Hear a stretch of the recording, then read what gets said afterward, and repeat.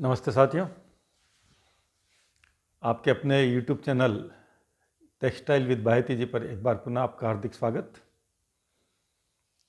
आज मैं लेकर आया हूँ एक स्कूटर पर रिव्यू। 9 अक्टूबर 2022 को मुझे एक स्कूटर गिफ्ट में मिला था। मेरे परिवार वालों ने मुझे ये स्कूटर गिफ्ट किया और इस गिफ्ट का चयन भी मैंने खुद ही किया। और इस इलेक्ट्रिक स्कूटर को लेने के लिए मैं कई निर्माताओं विक्रेताओं के शोरूम्स पर गया और जहाँ भी गया कोई मॉडल लुकिंग वाइज ही नहीं जम रहा था। स्पेसिफिकेशन की बात तो बाद में थी, लुकिंग ही पसंद नहीं आ रही थी। पर जब मैं कोमाकी के शोरूम पे गया तो मुझे पहली नज़र में कोमाकी के सभी मॉडल्स इतने प्यारे लगे कि मैं उन पर फिदा हो गया। अब सवाल ये है कि मुझे स्कूटर अपने हिसाब से लेना था। जब भी आप इलेक्ट्रिक स्कूटर ख़रीदने जाते हैं तो शोरूम पर जो विक्रेता महोदय बैठे होते हैं या जो अटेंड आपको करते हैं, उनका सबसे पहला प्रश्न होता है आपकी रेंज क्या है। क्योंकि मैं इस प्रश्न से 2-4 हो चुका था, इसलिए मुझे कोई बहुत अधिक ताज्जुब नहीं हुआ, क्योंकि रेंज का मतलब ये होता है कि आप कितनी कीमत का स्कूटर खरीद सकते हैं। मगर यहाँ इसका अभिप्राय इस बात से नहीं है। यहाँ अभिप्राय ये है कि आप रोज़ाना कुल कितने किलोमीटर चलेंगे, उसी हिसाब से आपको स्कूटर खरीदना होता है। जैसा कि मैं अपना सोचता हूँ कि मेरा रन 15 से 20 किलोमीटर प्रतिदिन से अधिक का होता नहीं है, तो मुझे उसी हिसाब से स्कूटर ख़रीदना चाहिए। तो इसमें मैंने थोड़ी गुंजाइश रखी कि जब मुझे 15 से 20 किलोमीटर चलना है तो कम से कम मुझे एक ऐसा स्कूटर ख़रीदना चाहिए जो 80 से 100 किलोमीटर की रेंज दे सके। और जब मैं स्कूटर्स को देख रहा था कोमाकी शोरूम पे, तो मैंने पाया कि कोमाकी का जो LY मॉडल है वो मेरे लिए बहुत अधिक अच्छा है, क्योंकि हमें बताया गया कि ये 80 से 100 किलोमीटर की रेंज देता है और इसकी टॉप स्पीड भी मुझे 60 की बताई गई। तो इस लिहाज से मुझे लगा कि मुझे ये कोमाकी का LY सर्वश्रेष्ठ मॉडल मेरे लिए है। ये मानस में पहले ही बना के चल चुका था कि मुझे नॉन RTO मॉडल नहीं ख़रीदना है। इसके ऊपर मैं पहले भी एक वीडियो डाल चुका हूँ कि क्यों नॉन RTO मॉडल नहीं ख़रीदना चाहिए, वो आज मैं दोबारा रिपीट नहीं करूँगा। अब मैं कुछ बातें बतलाऊँगा कि कोमाकी का ये जो मुझे LY मॉडल है ये इतना अधिक पसंद क्यों आया।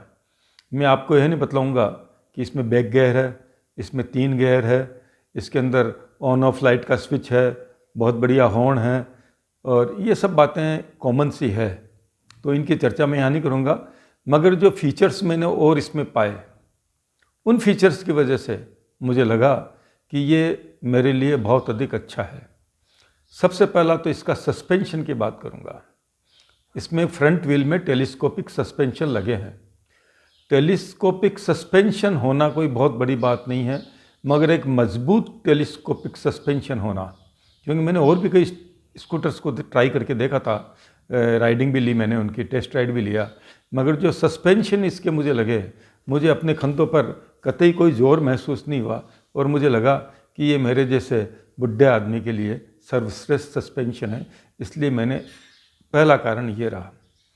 दूसरी बात ये रही कि मैंने जितने भी स्कूटर मार्केट में देखे, किसी में 500 वाट की मोटर, किसी में 1000 वाट की मोटर, किसी में 1200 वाट की मोटर, किसी में 1500 वाट की मोटर, और आम तौर पर ख़रीदार इस बात को नज़रअंदाज कर देते हैं या इस पर ध्यान ही नहीं देते हैं कि इस स्कूटर में कितने वाट की मोटर लगी है। और जब मुझे बताया गया कि 3000 वाट की मोटर इसमें लगी है, तो मैंने फ़ौरन ही कह दिया मुझे इसकी टेस्ट राइड चाहिए। और जब मैंने इसको चलाकर देखा, इसका पिकअप देखा, इसकी जो चाल देखी, तो मुझे फिर ये जच गया कि मुझे ये स्कूटर ही लेना है, क्योंकि इसका एक पावरफुल मोटर है। अब जब पावरफुल मोटर है तो उसके साथ कंट्रोलर भी पावरफुल होना बहुत ज़रूरी है। और इसके साथ ही मुझे यह भी बताया गया कि इसमें एक बहुत ही उच्च क्वालिटी का कंट्रोलर लगा है। ये कंट्रोलर स्कूटर का दिमाग है। जिस तरह इंसान का दिमाग काम करता है, उसी तरह कंट्रोलर का ये जो रोल है स्कूटर में बहुत बड़ा महत्वपूर्ण है। आपने यदि गियर बदला है, आपने रेस दी है, हर मैसेज कंट्रोलर को जाता है और कंट्रोलर आगे उस मैसेज को कन्वे करता है, यानी कि कंट्रोलर का पावरफुल होना बहुत ज़रूरी है। अब अगली बात पे आता हूँ, चार्जर। इसका चार्जर भी बहुत सेंसिटिव और बहुत हाई क्वालिटी का है और आमतौर पर ये ख़राब हो ही नहीं सकता यदि इसको ढंग से काम में लिया जाए।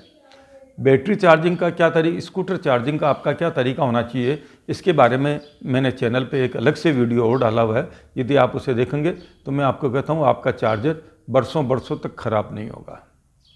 इसके बाद आती है मुख्य बात, बैटरी की। इसकी बैटरी इतनी पावरफुल है और इतनी गजब बैटरी बनाई है इन लोगों ने, इतना पावर होता है इसकी बैटरी में कि आप बेझिझक 80 किलोमीटर की यदि इन्होंने रेंज बताई है तो आप 80 किलोमीटर चल सकते हैं, इसमें कहीं कोई संशय नहीं है। तो इसकी बैटरी में एक खास बात और है, ये कहते हैं कि हमारी बैटरी अग्निरोधी है। मेरे पास इस बात का कोई प्रमाण नहीं है, मगर कंपनी की बात पे विश्वास करना पड़ेगा कि इसमें उन्होंने अग्निरोधी बैटरी लगाई है। उनका कहना है कि उन्होंने बैटरी में आयरन की मात्रा बहुत अधिक बढ़ा दी है, जिससे आग लगने की संभावना हरदम के लिए ख़त्म हो जाती है। ये इसको फायर प्रूफ बैटरी भी बताते हैं, मगर मैं कहता हूँ ये अग्नि प्रतिरोधक बैटरी निश्चित रूप से है और मैं इस पर विश्वास कर सकता हूँ। अब और कुछ बातें हैं जिनकी चर्चा मैं आपके साथ इस वीडियो में साझा करना चाहूँगा। डिस्क ब्रेक, आगे भी और पीछे भी, यानी अगले व्हील में भी डिस्क ब्रेक लगे हैं और पिछले व्हील में भी डिस्क ब्रेक लगे हैं। कई स्कूटर्स में मैंने देखा आगे तो जो नज़र आता है उसमें डिस्क ब्रेक लगा दिया और पीछे वाले में ड्रम ब्रेक लगा दिया। या तो दोनों में ड्रम ब्रेक हो या दोनों ही डिस्क ब्रेक हो, वो टेक्नोलॉजी सही है। एक में डिस्क लगा दिया, एक में ड्रम लगा दिया, तो मुझे नहीं लगता, मैं कोई बहुत टेक्निकल आदमी नहीं हूँ, मगर स्कूटर मैंने काफ़ी चलाए हैं, गाड़ियाँ मैंने काफ़ी चलाई है और मैं अपने अनुभव के आधार पर कह सकता हूँ कि दोनों या तो ड्रम हो या दोनों डिस्क हो, वही ज़्यादा अच्छा। पाँव रखने के लिए जो आगे स्पेस जो है उसमें सामान भी आप काफ़ी अच्छी संख्या में रख सकते हैं। यदि आपके घर में मेहमान आए हैं या आपको कहीं जाना है और आपको कोई ब्रीफ केस वगैरह साथ लेके जाना है तो इसमें इतनी जगह आराम से मिल जाती है कि आप अपना लगेज इस पे लेके जा सकते हैं, किसी तरह की कोई परेशानी आपको नहीं होगी। इसी तरह इसमें जो कुछ और एडिशंस मैंने करवाए स्कूटर में, उसकी भी चर्चा मैं आपके साथ करना चाहूँगा। आप देख रहे हैं फ़ोटो में कि इसमें बैकरेस्ट लगा हुआ है। कंपनी ये बैकरेस्ट प्रोवाइड नहीं करती है। मैंने ये स्कूटर किशनगढ़ ग्रीन कोमा की शोरूम से ख़रीदा और किशनगढ़ ग्रीन वालों को जब मैंने ये कहा कि इसमें बैकरेस्ट नहीं है तो उन्होंने मुझे कॉम्प्लीमेंट्री बैकरेस्ट लगा के दिया और ये चित्र में आप देख रहे हैं। इसके साथ ही इसमें फुटरेस्ट भी नहीं आता है, कंपनी फुटरेस्ट प्रोवाइड नहीं करती है। ये फुटरेस्ट भी मुझे किशनगढ़ ग्रीन के जो ओनर हैं उन्होंने मुझे कॉम्प्लीमेंट्री प्रोवाइड किया और मैं उनसे बेहद खुश हूँ कि उनकी सर्विसेज वास्तव में काबिल तारीफ़ है। अब आता हूँ साथियों मैं वीडियो के अंतिम भाग पर। 9 अक्टूबर का 2022 का दिन मैंने आपको बतलाया था इसकी परचेज़ करने का और आज 17 नवंबर 2022 है और इतने दिनों में मैं इस स्कूटर की एक सर्विस करवा चुका हूँ। सर्विस की मुझे कोई आवश्यकता थी नहीं, मगर जो किशनगढ़ ग्रीन के कोमा के शोरूम के ओनर हैं उनके बार बार मुझे फ़ोन आ रहे थे कि सर आप अपने स्कूटर की सर्विस करवा लीजिए।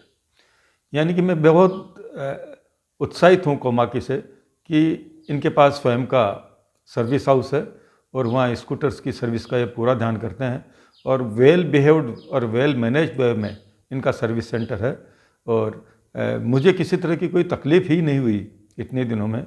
तो उन्होंने मुझे पूछा आपको कोई प्रॉब्लम, मैंने कहा मैं मोस्ट सेटिस्फाइड हूँ, मुझे किसी तरह की कोई प्रॉब्लम नहीं है, रेंज मुझे बराबर मिल रही है, बैटरी मेरी बराबर चार्ज होती है, मैं हर तरह से सेटिस्फाइड हूँ और सबसे बढ़िया बात है इसके सस्पेंशन, जिससे मुझे कभी थकान नहीं होती है। इससे पहले मैं जो एक पेट्रोल स्कूटर चला रहा था, मैं किसी कंपनी का नाम नहीं लेना चाहता, मगर मैं ये कहता हूँ कि जब मैं उसको चला के आता था तो घर पे आते ही बोलता था, यानी 10-15 किलोमीटर चलाने के बाद कुल मिला के पूरे दिन में थक गया, कंधे दर्द कर रहे हैं और इस स्कूटर को चलाने के बाद मुझे इतना आराम मिल रहा है कि मैं उसको बयान नहीं कर सकता। मैं आपसे गुजारिश करूँगा आप भी यदि मेरी राय से सहमत हैं एक दफ़ा ज़रूर कोमा के शोरूम पे जाएं। वहाँ के करीब करीब सभी मॉडल बहुत बढ़िया है। एलवाई मुझे मेरी रेंज के हिसाब से ठीक था, वरना कोमा की हर महीने कोई ना कोई नया मॉडल लेके आ रही है और इसका जो DT 3000 मॉडल है वो ज़बरदस्त मॉडल है, उसकी ज़बरदस्त रेंज है। और यदि आपका बजट परमिट करता हो और आपको अधिक चलना हो तो कोमा की का जो DT3000 वर्जन है वो आपके लिए बहुत अधिक उत्तम रहेगा। फिर मिलूँगा अगले वीडियो में। धन्यवाद।